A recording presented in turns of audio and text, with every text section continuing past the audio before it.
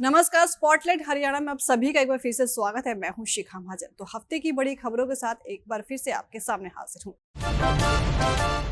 Haryana Sikh Gurdwara Prabandhak committee का चुनाव पंजाब की कमेटी से अलग होने के बाद पहली बार हरियाणा में होने जा रहा है, जो कि 19 जनवरी को हरियाणा में होगा, जिसे लेकर उम्मीदवारों ने भी अपनी कमर कस ली है। देखिए रिपोर्ट।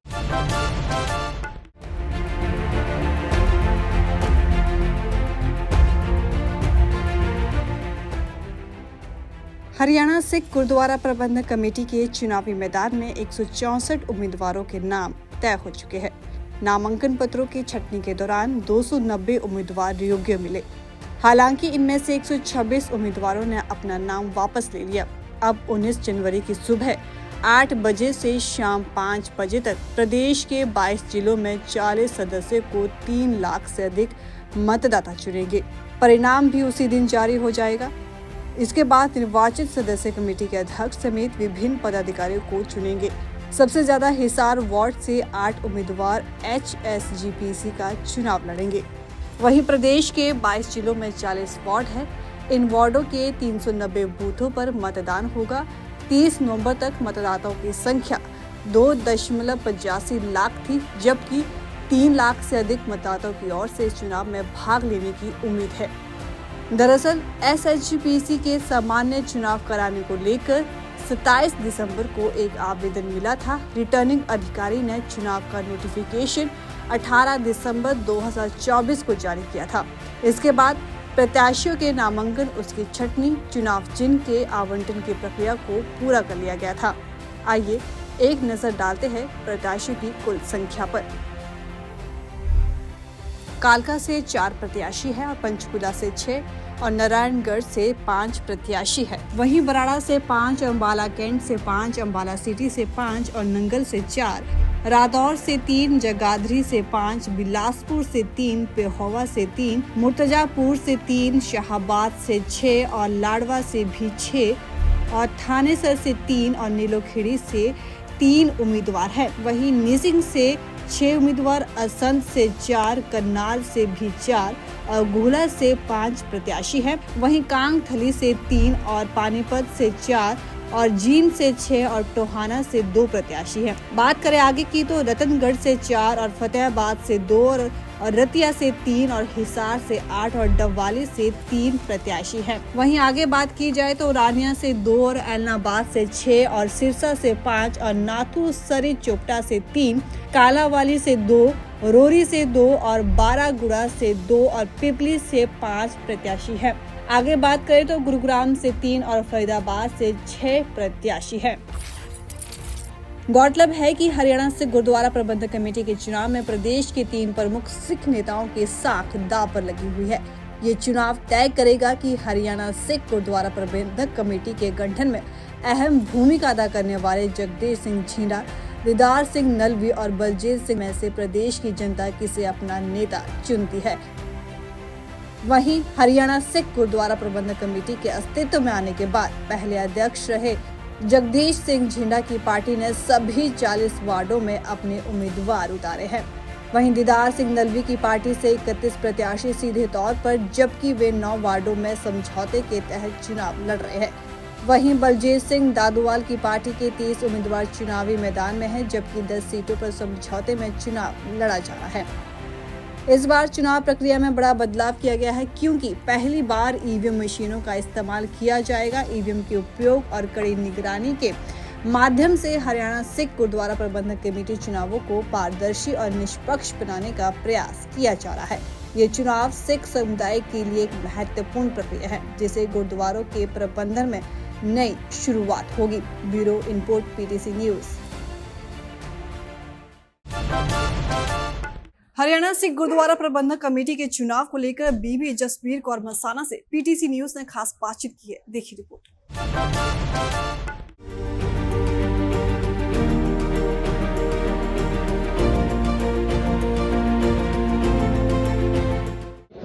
हरियाणा सिख गुरुद्वारा प्रबंधक कमेटी के चुनाव हरियाणा प्रदेश में 40 सीटों पर 19 जनवरी को होने हैं और मैं मौजूद हूं लाडवा विधानसभा मुख्यमंत्री नायब सैनी की विधानसभा सीट है और यहां पर ये हरियाणा सिख पंथक दल यानी कि हरियाणा की सिख कौम सिख कौम की सर्वोच्च संतान श्री अकाल तख्त साहिब को समर्पित हरियाणा सिख पंथक दल और उम्मीदवार बीबी जसबीर कौर मसाना ये यहाँ से उम्मीदवार हैं और अभी इनके दफ्तर का उद्घाटन हुआ है, क्योंकि बलदेव सिंह कैंपुर हरियाणा सिख पंथक दल के हरियाणा के अध्यक्ष हैं। उनकी रहनुमाई में हरियाणा में 40 सीटों पर चुनाव लड़ रहे हैं। तो बीबी जसबीर कौर मसाना है। पहले तो पीटीसी न्यूज़ की तरफ से आपको धन्यवाद। ਵਾਹਿਗੁਰੂ ਜੀ ਕਾ ਖਾਲਸਾ ਵਾਹਿਗੁਰੂ ਜੀ ਕੀ ਫਤਿਹ ਜੀ। ਤੁਹਾਨੂੰ ਪਤਾ ਹੀ ਹੈ ਹਰਿਆਣਾ ਸਿੱਖ ਪ੍ਰਬੰਧਕ ਕਮੇਟੀ ਦੇ ਹੁਣ ਵੋਟ ਹੋ ਰਹੇ ਨੇ। ਲਾਡਵਾ ਹਲਕੇ ਤੋਂ ਮੈਨੂੰ ਚੁਣਾਵ ਨਿਸ਼ਾਨ ਢੋਲ ਦਾ ਮਿਲਿਆ ਹੈ ਜੀ। ਸਾਰਿਆਂ ਨੇ ਢੋਲ ਤੇ ਨਿਸ਼ਾਨ ਤੇ ਮੋਹਰ ਲਾਣੀ ਹੈ ਜੀ। ਢੋਲ ਦੇ ਕਾਮਯਾਬ ਹੋਣ ਤੋਂ ਬਾਅਦ ਅਸੀਂ ਤੁਹਾਨੂੰ ਹਰਿਆਣਾ ਦੇ ਅੱਛੇ ਗੁਰਦੁਆਰਿਆਂ ਵਿੱਚ ਅੱਛੇ ਪ੍ਰਬੰਧ ਕਰਵਾਵਾਂਗੇ ਜੀ। ਜਿਹੜੇ ਬੇਅਦਬੀਆਂ ਹੋ ਰਹੀਆਂ ਨੇ ਇਹ ਨਹੀਂ ਹੋਣ ਦਿਆਂਗੇ ਜੀ। ਤੇ ਜੋ ਐਜੂਕੇਸ਼ਨ ਹੈ ਸਿੱਖ ਬੱਚਿਆਂ ਦੀ ਐਜੂਕੇਸ਼ਨ ਅੱਛੇ ਤਰੀਕੇ ਨਾਲ ਕਰਵਾਵਾਂਗੇ ਜੀ। ਜਿਸ ਤਰ੍ਹਾਂ ਪੰਜਾਬੀ ਦੀ ਅਕਾਲ ਪੰਜਾਬ ਵਿੱਚ ਅਕਾਲ ਅਕੈਡਮੀ ਹੈ ਜੀ, ਉਸ ਤਰ੍ਹਾਂ ਹੀ ਅਸੀਂ ਹਰਿਆਣੇ 'ਚ ਵੀ ਅਕਾਲ ਅਕੈਡਮੀਆਂ ਖੋਲਾਂਗੇ ਜੀ।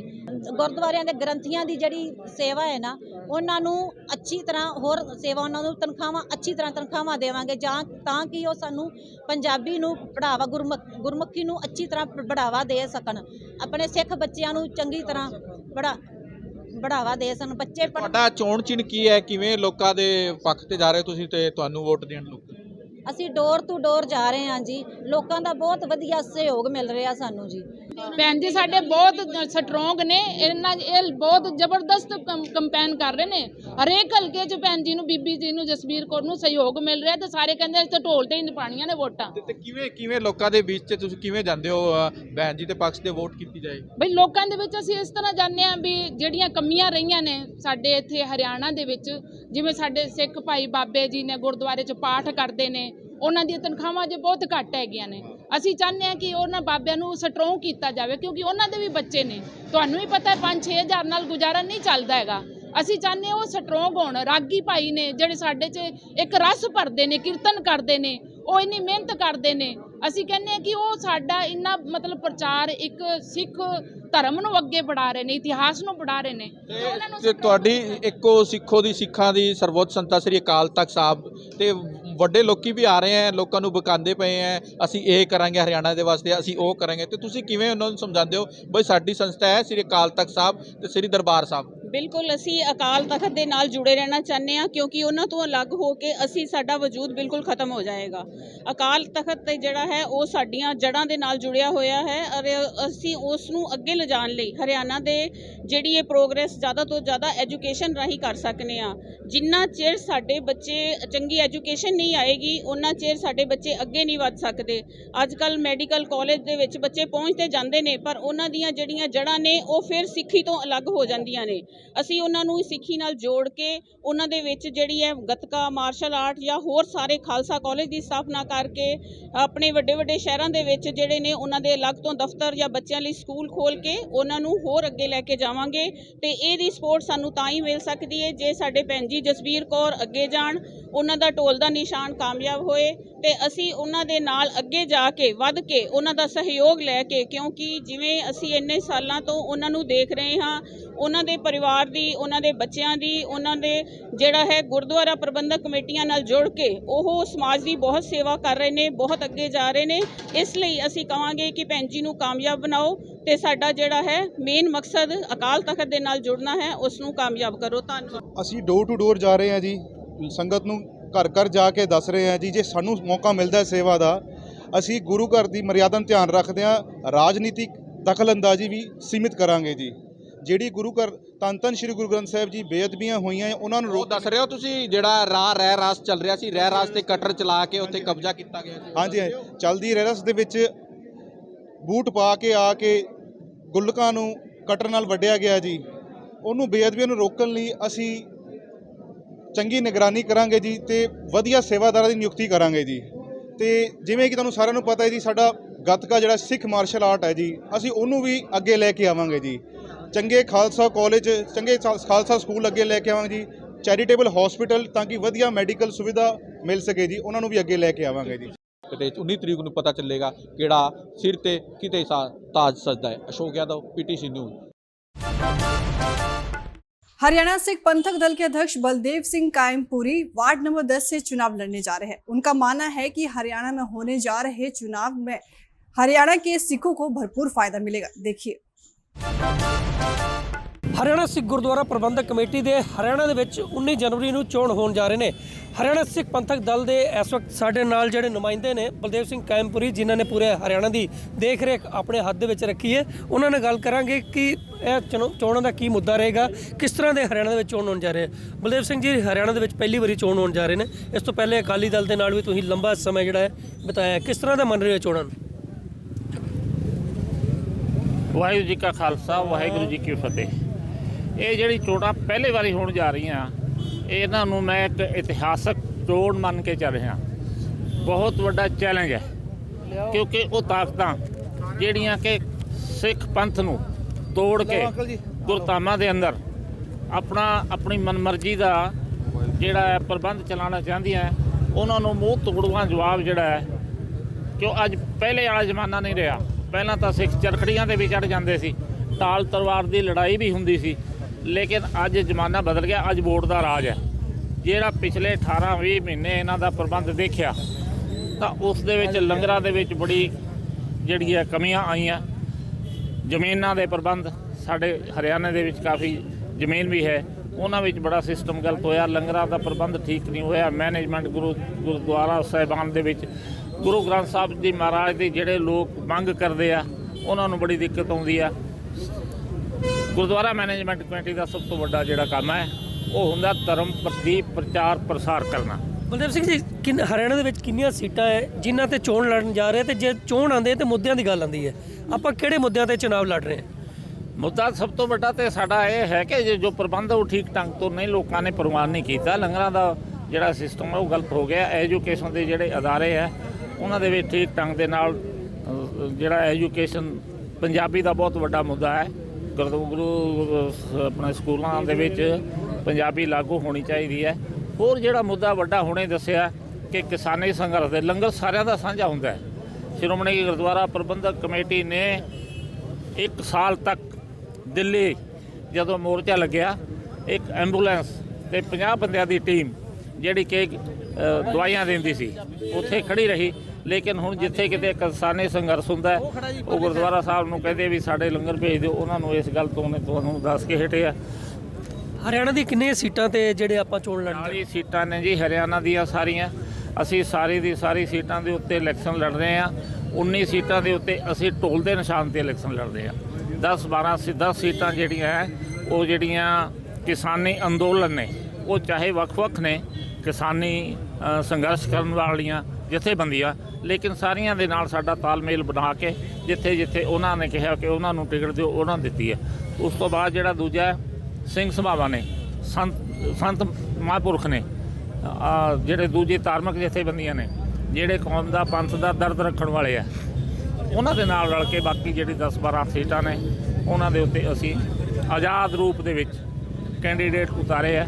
ਸਾਡੀ ਜਿਹੜੀ ਬਹੁਤ ਵੱਡੀ ਲੜਾਈ ਹੈ, ਲੜਾਈ ਸਿਰਫ ਜੋ 1925 ਤੋਂ ਪਹਿਲਾਂ ਗੁਰਦੁਆਰੇ ਸਾਹਿਬਾਨਾਂ ਦਾ ਕਬਜ਼ਾ ਪ੍ਰਬੰਧ ਮਹੰਤਾਂ ਦੇ ਹੱਥਾਂ ਵਿੱਚ ਸੀ, ਹੁਣ ਦੁਬਾਰਾ ਫੇਰ ਇੱਥੇ ਜਿਹੜਾ ਸਭ ਤੋਂ ਪਹਿਲਾ ਇਹਨਾਂ ਨੇ ਪ੍ਰਧਾਨ ਥਾਪਿਆ ਉਹ ਮਹੰਤ ਸੀ। ਅੱਗੇ ਵੀ ਤੁਹਾਨੂੰ ਪਤਾ, ਮੇਰੀ ਆਦਤ ਨਹੀਂ ਕਿ ਮੈਂ ਕਿਸੇ ਦਾ ਨਾਂ ਲੈ ਕੇ ਗੱਲ ਕਰਾਂ, ਸੰਗਤ ਸਾਰੀ ਜਾਣਦੀ ਹੈ। ਉਹ ਜਿਹੜਾ ਪ੍ਰਬੰਧ ਹੈ ਉਹ ਸੰਗਤਾਂ ਨੇ ਆਪਣੇ ਹੱਥ ਦੇ ਵਿੱਚ ਲੈਣਾ ਚਾਹੀਦਾ, ਕਿਉਂਕਿ ਆਜ਼ਾਦੀ ਜਿਹੜੀ ਹੈ ਧਰਮ ਦੀ, ਉਹ ਸਭ ਨੂੰ ਧਰਮ ਦੀ ਆਜ਼ਾਦੀ ਹੈ। ਗੁਰੂ ਧਾਮਾਂ ਦੇ ਵਿੱਚ ਸਰਕਾਰੀ ਦਖਲਅੰਦਾਜ਼ੀ ਕਦੇ ਸਿੱਖ ਕੌਮ ਨੇ, ਕਦੇ ਪੰਥ ਨੇ, ਦੂਜੀ ਸੰਗਤ ਨੇ ਬਰਦਾਸ਼ਤ ਨਹੀਂ ਕੀਤੀ, ਤੇ ਉਹਨਾਂ ਤੋਂ ਛੁਡਾ ਕੇ ਚੰਗਾ ਸਾਫ ਸੁਥਰਾ ਜਿਹੜਾ ਪ੍ਰਬੰਧ ਹੈ। ਹੋਰ ਕਿਹੜੇ ਕੈਂਡੀਡੇਟ ਨੇ ਜਿਹੜੇ ਇਸ ਟਾਈਮ ਆਏ ਹਰਿਆਣਾ ਤੁਹਾਡੇ ਪ੍ਰਚਾਰ ਦੇ ਵਿੱਚ? ਸਾਡੇ ਤੇ ਪ੍ਰਚਾਰ ਦੇ ਵਿੱਚ ਤਾਂ ਸਾਰੇ ਲੱਗੇ ਹੋਏ ਆ, ਲੇਕਿਨ ਕਰਮਜੀਤ ਸਿੰਘ ਜੀ ਗੋਗੀ ਸਰਪੰਚ ਜਮਨਾ ਨਗਰ ਤੋਂ, ਤੇ ਗੁਰਬੀਰ ਸਿੰਘ ਜੀ ਉਹ ਵੀ ਆਏ ਹੋਏ, ਉਹ ਪਰਲੇ ਪਾਸੇ ਜਿਹੜਾ ਰਾਦੌਰ ਹੈਗਾ ਆਪਣੇ ਜ਼ਿਲ੍ਹੇ ਤੋਂ ਹੈ ਜੀ। ਗੋਗੀ ਜੀ, ਕੀ ਕਹਿਣਾ ਚਾਹੋਗੇ, ਕਿਉਂਕਿ ਇਹ ਚੁਣਾਵ ਪਹਿਲੀ ਵਾਰੀ ਹੋਣ ਜਾ ਰਿਹਾ, ਜਗਾਦਰੀ ਤੋਂ ਤੁਸੀਂ ਲੜ ਰਹੇ ਹੋ, ਤੇ ਕਿਸ ਤਰ੍ਹਾਂ ਦਾ ਇਹਨੂੰ ਮੰਨ ਰਹੇ ਹੋ? ਕਿਉਂਕਿ ਤੁਹਾਡੇ ਸਾਹਮਣੇ ਜਿਹੜੇ ਉਹ ਪਕਸ਼ ਨੇ ਜਿਹੜਾ ਹਰਿਆਣਾ ਗੁਰਦੁਆਰਾ ਪ੍ਰਬੰਧਕ ਕਮੇਟੀ ਦੀ ਇੱਕ ਲੜਾਈ ਲੜੀ ਸੀਗੀ, ਕਿਸ ਤਰ੍ਹਾਂ ਮੰਨ ਰਹੇ ਹੋ ਆਪਣਾ ਮੁਕਾਬਲਾ? ਵਾਹਿਗੁਰੂ ਜੀ ਕਾ ਖਾਲਸਾ, ਵਾਹਿਗੁਰੂ ਜੀ ਕੀ ਫਤਿਹ। ਅਸੀਂ ਤਾਂ ਮੁਕਾਬਲਾ ਉਹਨਾਂ ਨਾਲ ਤਾਂ ਆਪਣਾ ਕੋਈ ਮੁਕਾਬਲਾ ਨਹੀਂ। ਉਹਨਾਂ ਨੇ ਤਾਂ ਕੰਮ ਇਹੋ ਜਿਹੇ ਕੀਤੇ ਹੈ, ਮੁਕਾਬਲੇ ਵਾਲੀ ਤਾਂ ਕੋਈ ਗੱਲ ਹੀ ਨਹੀਂ ਰਹੀ ਉਹਨਾਂ ਦੀ। ਉਹਨਾਂ ਦਾ ਗੁਰੂ ਧਾਮਾਂ ਦੀ ਸੇਵਾ ਲੈਣ ਦੀ ਬਜਾਏ ਇਹ ਕਿਹਾ ਵੀ ਅਸੀਂ ਕਬਜ਼ਾ ਕਰ ਲਿਆ। ਗੁਰੂ ਘਰ ਤੇ ਕਿਸ ਗੱਲ ਦਾ ਕਬਜ਼ਾ? ਅੱਜ ਉਹਨਾਂ ਦੀ ਮੀਟਿੰਗਾਂ ਕਲੱਬਾਂ 'ਚ, ਰੈਸਟੋਰੈਂਟਾਂ 'ਚ ਗੁਰੂ ਘਰ ਦਾ ਮੈਂਬਰ ਬਣਨ ਵਾਸਤੇ ਮੀਟਿੰਗਾਂ ਉੱਥੇ ਹੋ ਰਹੀਆਂ ਨੇ, ਤੇ ਫਿਰ ਗੁਰੂ ਘਰ ਦੀ ਸੇਵਾ ਵਾਲੀ ਗੱਲ ਕਿੱਥੇ ਰਹਿ ਗਈ ਜੀ? ਉਹਨਾਂ ਨਾਲ ਆਪਣਾ ਕੋਈ ਮੁਕਾਬਲਾ ਨਹੀਂ, ਉਹ ਤਾਂ ਸੰਗਤ ਨੇ ਕਰਨਾ ਹੈ। ਸੰਗਤ ਦੇ ਹੱਥ ਪਾਵਰ ਹੈ, ਮਹਾਰਾਜ ਨੇ ਵਾਹਿਗੁਰੂ ਸੱਚੇ ਪਾਤਸ਼ਾਹ ਨੇ ਦਿੱਤੀ ਹੋਈ। ਸੰਗਤ ਨੇ 19 ਤਰੀਕ ਨੂੰ ਦੱਸ ਦੇਣਾ ਹੈ ਵੀ ਕੌਣ ਠੀਕ ਹੈ ਕੌਣ ਗਲਤ ਹੈ। ਬਿਲਕੁਲ ਦੇਖਣ ਯੋਗ ਹੋਏਗਾ 19 ਜਨਵਰੀ ਨੂੰ ਜਦ ਇਹ ਚੋਣ ਹੋਣਗੇ ਤੇ ਉਸ ਤੋਂ ਬਾਅਦ ਜਦ ਰਿਜ਼ਲਟ ਨਿਕਲ ਕੇ ਆਏਗਾ ਤਾਂ ਤਦ ਪਤਾ ਲੱਗੇਗਾ ਕਿ ਆਖਿਰ ਹਰਿਆਣਾ ਦੀ ਜਨਤਾ ਨੇ ਕਿਸ ਨੂੰ ਚੁਣਿਆ, ਕਿਉਂਕਿ ਇੱਕ ਲੰਬੀ ਲੜਾਈ ਲੜੀ ਸੀਗੀ। ਉਸ ਤੋਂ ਬਾਅਦ ਹੁਣ ਪਹਿਲੀ ਵਾਰੀ ਹਰਿਆਣਾ ਦੇ ਵਿੱਚ ਚੋਣ ਹੋਣ ਜਾ ਰਿਹਾ ਹੈ। ਦੇਖਣਾ ਆਏਗਾ ਕਿ ਹਰਿਆਣਾ ਦੇ ਸਿੱਖ ਕਿਸ ਦੇ ਸਿਰ ਸਿਰਾ ਬੰਦੇ ਹੈ। तिलक भारद्वाज, PTC न्यूज, यमुनानगर। जहां कुछ लोग अपने माता पिता को भूलकर वृद्धाश्रमों में छोड़ आते हैं, वहीं कुछ लोग ऐसे भी हैं जिनके दिल में इंसानियत और सेवा का जज्बा है। ऐसी ही कुछ कहानी है संजय रामफल की, देखिए।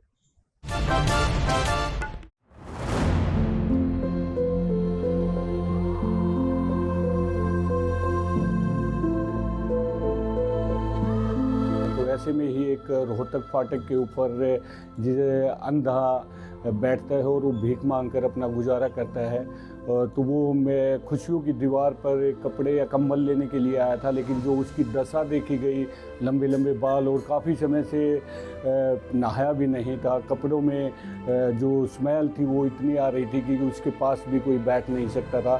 और उसकी कटिंग हमने स्वयं की, और कटिंग करने के बाद उसके सर में जो जुएँ हैं, कीड़े, वो पड़े हुए थे, लेकिन हमने पूरे इत्मीनान के साथ उसे नहलाया और अच्छे कपड़े पहनाए। तो मेरी तमाम लोगों से अपील है कि आपको ऐसे भी इस सर्द मौसम में कोई ऐसा इंसान दिखे जो बेघर हैं, जिन्हें रहने के लिए घर नहीं है, खाने को रोटी नहीं है, तो इस सर्द मौसम में ज़रूर उसकी सहायता करें, क्योंकि एक मानवता का जो फ़र्ज़ निभाते हुए हमें एक दूसरे को साथ लेके चलना है। तो मेरी एक छोटी सी आपसे यही अपील है। जहां कुछ लोग अपने माता पिता को भूलकर वृद्ध आश्रमों में छोड़ आते हैं, वहीं कुछ लोग ऐसे भी हैं जिनके दिल में इंसानियत और सेवा का जज्बा है। जी हाँ, संजय रामफल ऐसे ही एक उदाहरण है जिनका जीवन न सिर्फ रंग कर्म की दुनिया में बल्कि मानवीय सेवा में भी एक मिसाल बन चुका है। वे अकेले ही न सिर्फ दूसरों के दुख दर्द को महसूस करते हैं, बल्कि उन्हें दूर करने के लिए निरंतर प्रयासरत रहते हैं। जी हाँ, तो चरखी दादरी के रोहतक रोड रेलवे फाटक पर जब संजय ने एक अंधे और बेघर व्यक्ति को देखा जो लंबे समय से भीख मांगकर जीवन यापन कर रहा था, तो उनका दिल पसीज गया। ये व्यक्ति ना तो देख सकता था और ना ही शरीर से पूरी तरह स्वस्थ था। उसके बाल गंदे और अस्त व्यस्त थे, जिनमें जूं तक चल रही थी। हर दिन हजारों लोग उस रास्ते से गुजरते थे, लेकिन किसी ने भी उसकी ओर मदद का हाथ नहीं बढ़ाया।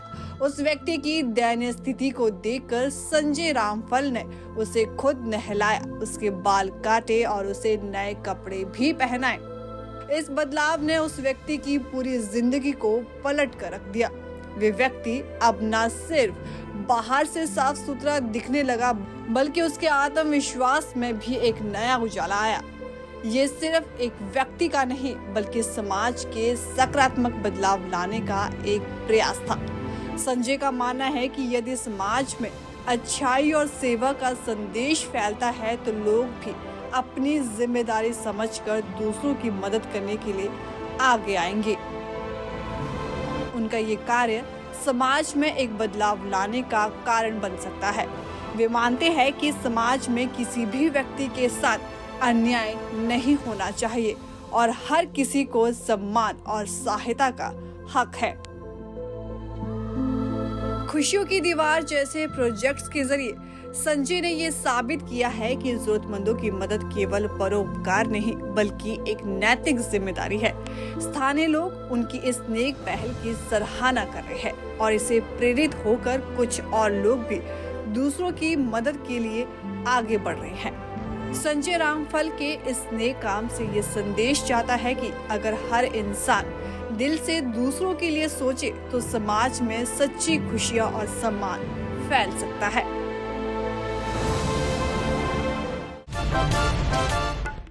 पशु पक्षियों की सेवा के लिए सरकारी नौकरी छोड़ देना वाकई बहुत बड़ी बात है और ऐसा ही कुछ कर दिखाया है जींद के अजय उर्फ मोनू ने, जिन्होंने अपनी पूरी जिंदगी पशु पक्षियों की सेवा के लिए समर्पित कर दी है। देखिए रिपोर्ट। जींद के अजय उर्फ मोनू को कहीं भी घायल पशु या पक्षी दिखाई देता है तो वो उसको तुरंत अपने बनाए हुए पशु चिकित्सालय में ले जाता है और उनका खुद वहां पर उपचार करते हैं। एक महीने में घायल पशु पक्षियों पर 30 से 40 हजार रुपए खर्च हो जाते हैं, जिनमें एक माह में उपचाराधीन कुत्तों को 18,000 रुपए का दूध पिला देते हैं। उनसे घायल जीव जंतुओं के लिए 8,000 रुपए में पशु बाड़ा किराए पर लिया हुआ है, जहां पर घायल जीव जंतुओं को रखा जाता है और उनका उपचार किया जाता है। विभिन्न हादसों में मारे गए 4-5 हजार जीव जंतुओं को दफना भी चुके हैं, तो वहीं 2,500 से 3,000 घायल कुत्ते, बिल्ली, बंदर, तोता, कौवा समेत अनेक पक्षियों का इलाज कर उनकी जान भी बचा चुके हैं। पशु पक्षियों के साथ उनको बेहद प्यार है। उनके घर पर करीब 40 से 50 पशु पक्षी हैं। ठीक होने पर पक्षी आजाद कर दिए जाते हैं और बंदरों और अन्य जीवों को जंगल में छोड़ दिया जाता है। आपको बता देते हैं कि अजय की साल 2020 के दौरान रेलवे में ग्रुप सी की नौकरी लगी थी। इसके बाद उन्होंने करीब 3 साल नौकरी की। इसके बाद साल 2023 में उन्हें सड़क पर एक घायल कुत्ता मिला, जिसे किसी कार ने रौंद दिया था। उसके बाद वो उसे अपने घर ले गए और उसका उपचार शुरू कर दिया। वो ठीक हो गया है, लेकिन चलने में असमर्थ है। फिर धीरे धीरे वो घायल जीवों को घर लाने लगे, लेकिन नौकरी पर जाने के चलते वो घायल जीव जंतुओं को देख नहीं पाते थे। फिर उन्होंने नौकरी छोड़ने की ठान ली, लेकिन पिता कृष्ण और माँ कृष्णा ने उनसे नौकरी छोड़ने से मना किया। फिर भी नहीं माने और उन्होंने नौकरी छोड़ दी। हालांकि उनके पिता रेलवे में गैंगमैन के पद पर सेवानिवृत्त हो चुके हैं, जिनकी पेंशन से ही उनका गुजारा चल रहा है।